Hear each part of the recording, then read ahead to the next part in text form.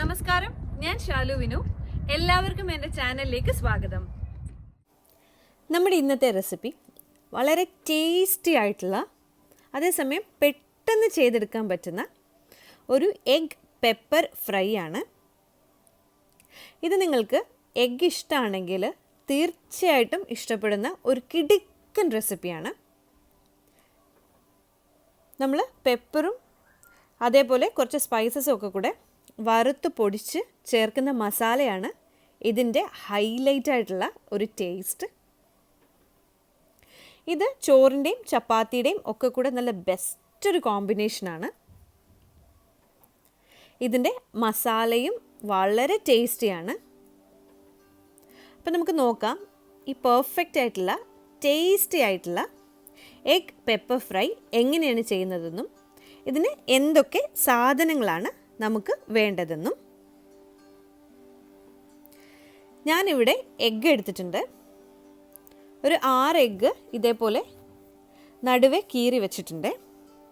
അപ്പോൾ ഇത് ഒരു എഗ്ഗ് 2 പീസാക്കി വെച്ചിട്ടുണ്ട്. ഇനി ഇതിലേക്ക് ഒരു വലിയ സവാള ചെറുതായിട്ട് സ്ലൈസ് ചെയ്തെടുത്തിട്ടുണ്ട്. കറിവേപ്പില വേണം. ഇഞ്ചിയും വെളുത്തുള്ളിയും ചതച്ചത് 1.5 ടീസ്പൂൺ. നമുക്കിതിൽ തക്കാളി കുറച്ച് മതി. ഒരു ചെറിയ തക്കാളി ഞാൻ എടുത്തിട്ടുണ്ട്.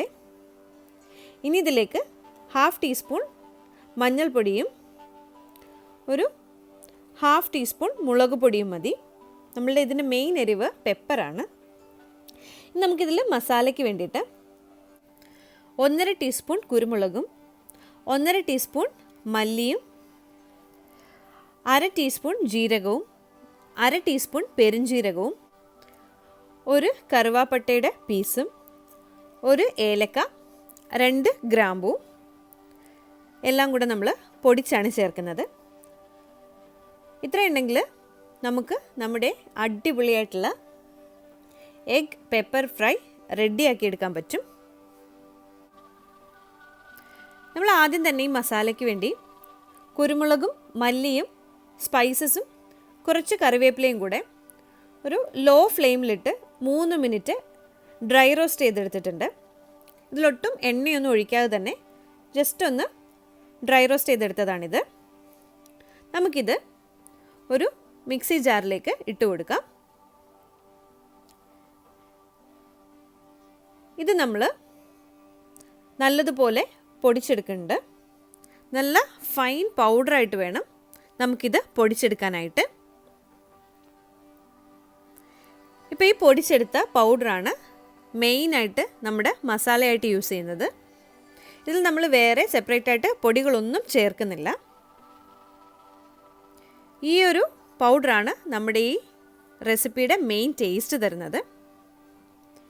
ആദ്യം തന്നെ നമ്മൾ ഒരു പാൻ ചൂടാക്കി അതിൽ എണ്ണ ഒഴിച്ച് കൊടുത്ത് അതിലേക്ക് 1/2 ടീസ്പൂൺ മഞ്ഞൾപ്പൊടിയും 1/2 ടീസ്പൂൺ മുളക് പൊടിയും കുറച്ച് ഉപ്പും കൂടെ ചേർത്ത് കൊടുക്കാം. എണ്ണയൊന്ന് ചൂടായതിനു ശേഷം ലോ ഫ്ലെയിമിലിട്ടിട്ട് വേണം ഈ പൊടികളൊക്കെ ചേർത്ത് കൊടുക്കാൻ, അല്ലെങ്കിൽ ഇത് പെട്ടെന്ന് കരിഞ്ഞു പോവും. ഇനി നമുക്ക് ഈ എണ്ണയിൽ തന്നെ ഇത് നല്ലതുപോലെ ഒന്ന് മിക്സ് ചെയ്തെടുക്കാം. ഇനി ഈ മിക്സ് ചെയ്ത മസാലയിലേക്ക് നമ്മൾ കട്ട് ചെയ്ത് വെച്ചിരിക്കുന്ന എഗ്ഗിൻ്റെ ഓരോ പീസായിട്ട് നമുക്ക് ഇട്ട് കൊടുക്കാം. നമ്മൾ ആദ്യം തന്നെ ഈ എഗ്ഗൊക്കെ ഒന്ന് ഫ്രൈ ചെയ്തെടുക്കുകയാണ് ചെയ്യുന്നത്. ഇങ്ങനെ നമ്മൾ മസാലയിൽ ഇതൊന്ന് ചെറുതായിട്ട് ഫ്രൈ ചെയ്തെടുത്തിട്ട് ചെയ്യുകയാണെങ്കിൽ നമ്മളുടെ ഈ റെസിപ്പിക്ക് ടേസ്റ്റ് നല്ല ഡിഫറെൻ്റ് ആയിരിക്കും, നല്ല ഫ്ലേവറും ആയിരിക്കും.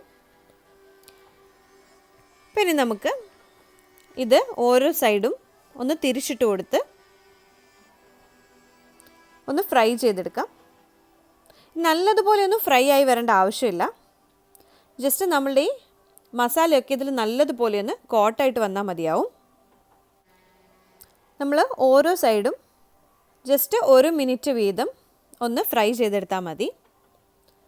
അതിനുശേഷം നമുക്കിത് വീണ്ടും തിരിച്ചിട്ട് കൊടുക്കാം. ഇത് നമ്മളൊരു ലോ ടു മീഡിയം ഫ്ലെയിമിൽ വെച്ചിട്ടാണ് ഫ്രൈ ചെയ്തെടുക്കുന്നത്. അല്ലെങ്കിൽ നമ്മുടെ ഈ മസാലയൊക്കെ പെട്ടെന്ന് കരിഞ്ഞു പോവും. ഇപ്പോൾ ഇതേപോലെയൊന്ന് ജസ്റ്റ് നമുക്ക് ഫ്രൈ ചെയ്തെടുത്താൽ മതിയാവും. ഇനി നമുക്കിത് ഒരു പ്ലേറ്റിലേക്ക് മാറ്റാം. ഇതിങ്ങനെ തന്നെ കഴിക്കാനും നല്ല ടേസ്റ്റാണ് കേട്ടോ. ഇത് ഇങ്ങനെ തന്നെ നമുക്കൊരു സ്റ്റാർട്ടറായിട്ട് വേണമെങ്കിൽ പാർട്ടിക്കൊക്കെ നമുക്ക് സെർവ് ചെയ്യാൻ പറ്റുന്ന ഒരു ഡിഷാണ്. ഇപ്പം നമുക്ക് ഈ എഗ് പെപ്പർ ഫ്രൈക്ക് വേണ്ടിയിട്ട് ഇതേപോലെ ഫ്രൈ ചെയ്തെടുത്തിട്ടുള്ള എഗ്ഗൊക്കെ നമുക്ക് ഒരു പ്ലേറ്റിലേക്ക് മാറ്റി വയ്ക്കാം. ഇനി നമുക്ക് അതേ പാനിൽ ഈ എണ്ണയിൽ തന്നെ നമുക്ക് എഗ് പെപ്പർ ഫ്രൈ ചെയ്തെടുക്കാം. ഇതിനു വേണ്ടിയിട്ട് നമ്മൾ കട്ട് ചെയ്ത് വെച്ചിട്ടുള്ള സവാള ഈ എണ്ണയിലേക്ക് ചേർത്ത് കൊടുക്കാം. ഇതിനോടൊപ്പം തന്നെ കറിവേപ്പില കൂടെ ഇട്ടിട്ട് നമുക്കിതൊന്ന് നല്ലതുപോലെ വഴറ്റിയെടുക്കണേ. ഇതൊരു മീഡിയം ഫ്ലെയിമിൽ വെച്ചിട്ട് നമുക്ക് വഴറ്റിയെടുക്കാം. ഈ സവാളയൊക്കെ പെട്ടെന്നൊന്ന് വഴണ്ട് കിട്ടണമെങ്കിൽ ഇതിലേക്ക് ഒരൽപ്പം ഉപ്പ് കൂടെ ചേർത്തിട്ട് നമുക്കൊന്ന് വഴറ്റിയെടുക്കാം.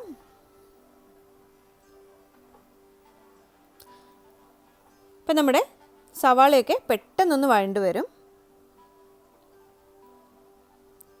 ഇത് നല്ലൊരു ഗോൾഡൻ ബ്രൗൺ കളർ ആവുന്നത് വരെ നമുക്ക് എണ്ണയിലിട്ടൊന്ന് വഴറ്റിയെടുക്കാം.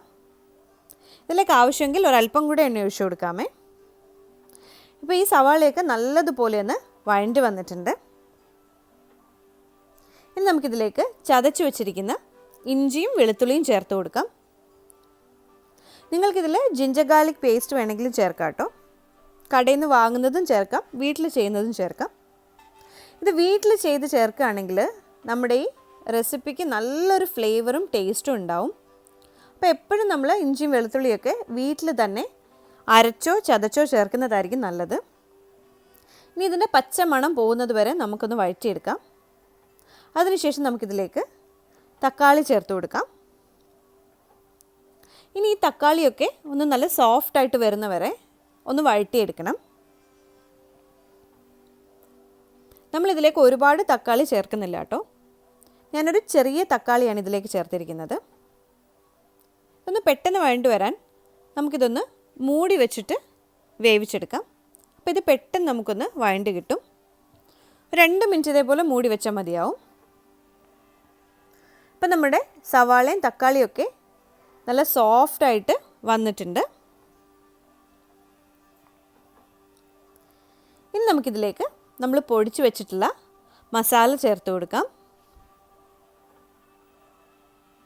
അതിനുശേഷം ഇതെല്ലാം കൂടെ നല്ലതുപോലെ ഒന്ന് മിക്സ് ചെയ്തെടുക്കാം. ഇനി ഇത് എണ്ണയിൽ കിടന്ന് നല്ലതുപോലെ വഴറ്റേണ്ട ആവശ്യമൊന്നുമില്ല. കാര്യം നമ്മളിത് ഒന്ന് ഡ്രൈ റോസ്റ്റ് ചെയ്തിട്ടാണ് വറുത്ത് നമ്മൾ പൊടിച്ചെടുത്തിട്ടുള്ളത്.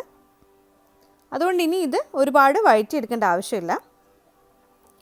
ഇനി നമ്മൾ അരച്ചെടുത്ത അതേ മിക്സിയിലേക്ക് തന്നെ ഒരല്പം വെള്ളം ചേർത്തിട്ട് നമുക്കിതിലേക്ക് ഒഴിച്ചു കൊടുക്കാം. അപ്പം നമ്മുടെ ഈ മസാലയൊന്നും കരിഞ്ഞു പോവുകയില്ല. നമ്മളുടെ മിക്സിയിലുള്ള മസാലയും വേസ്റ്റ് ആവില്ല.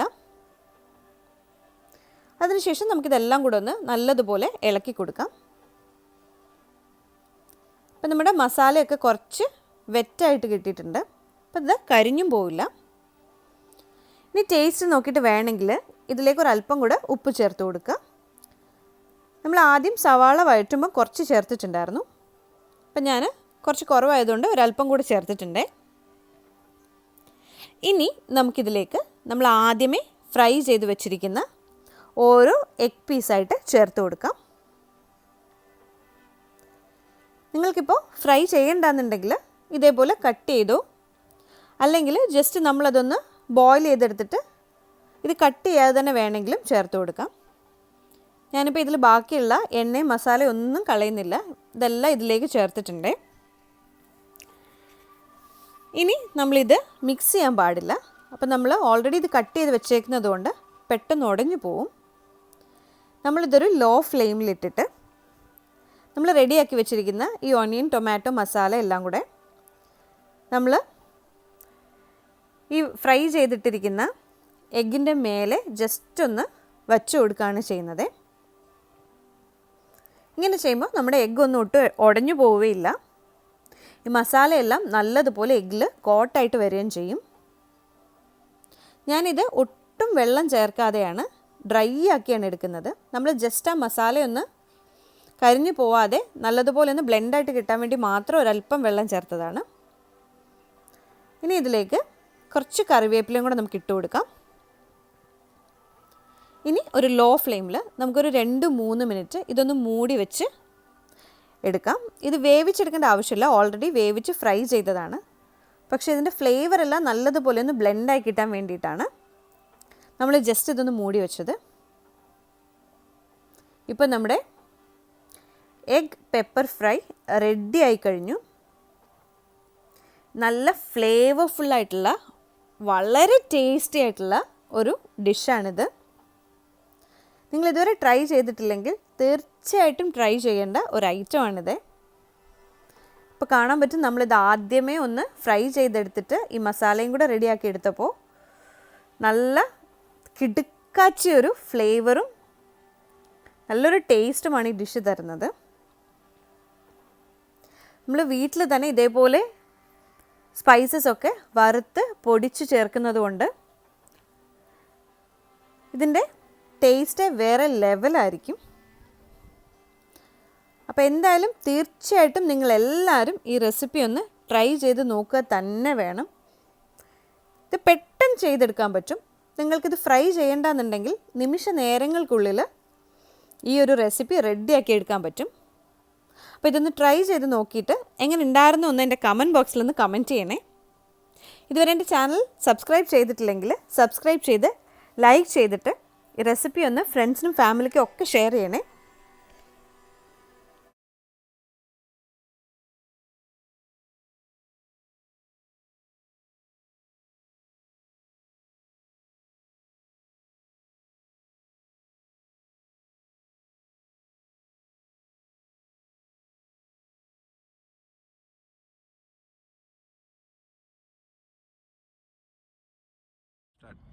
നിങ്ങൾ എൻ്റെ ചാനൽ ഇതുവരെ സബ്സ്ക്രൈബ് ചെയ്തില്ലെങ്കിൽ എല്ലാവരും ഒന്ന് സബ്സ്ക്രൈബ് ചെയ്യണേ. ഈ വീഡിയോ ഇഷ്ടമായെങ്കിൽ ഇത് ഫ്രണ്ട്സിനും ഫാമിലിക്കും ഒക്കെ ഒന്ന് ഷെയർ ചെയ്തിട്ട് ലൈക്ക് ചെയ്യാൻ പറയണേ. താങ്ക്